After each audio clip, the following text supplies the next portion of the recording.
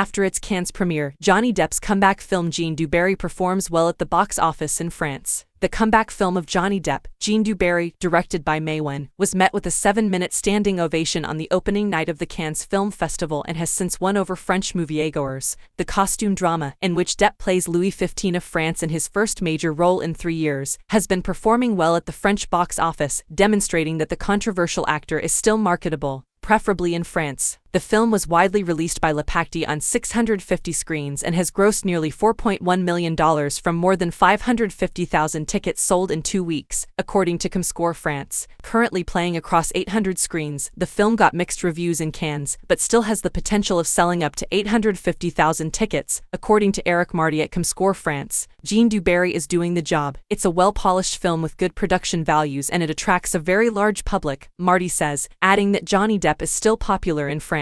If he was cancelled, the film would probably be at 150,000 tickets sold. French audiences have always been enamored with Depp, who lived in the country for many years with Vanessa Paradis, a famous French actor and singer with whom he had 2 kids, including Lily Rose Depp. Depp's Pirates of the Caribbean franchise and his other work has also been hugely successful in France. During his 3-year hiatus, Depp was honored at festivals in Europe, notably at San Sebastian and Deauville. Even more telling than the critical recognition, Depp was also retained as Dior's ambassador for the global ad campaign of his Sauvage fragrance since 2015, and was offered a massive $20 million deal to renew his contract. Marty points out the performance of Jean du Barry in France was respectable, particularly considering that the Beau dropped by 1/3 over the last week due to the lack of new U.S. blockbuster, as neither Fast X nor The Little Mermaid have proven to be smash hits in France so far. But Spider-Man, Across the Spider-Verse could drive an upward trend, having sold 128 tickets in a day on May 31st. Le Pacte's boss Jean Labadie, a veteran French producer-distributor who was one of the film's first backers along with the sales banner Goodfellas, is even more enthusiastic than Marty, saying that Jean du Barry could garner up to 1 million admissions in French theaters. According to Labadie, its world premiere on opening night at Cannes is a huge bonus in terms of exposure, and if you add that to the fact that it's led by 2 glamorous stars, May Wen and Johnny Depp, it checks all the boxes, in addition to being championed by all cinema chains across the country. According to Labadie, Jean du Barry is doing well outside of Paris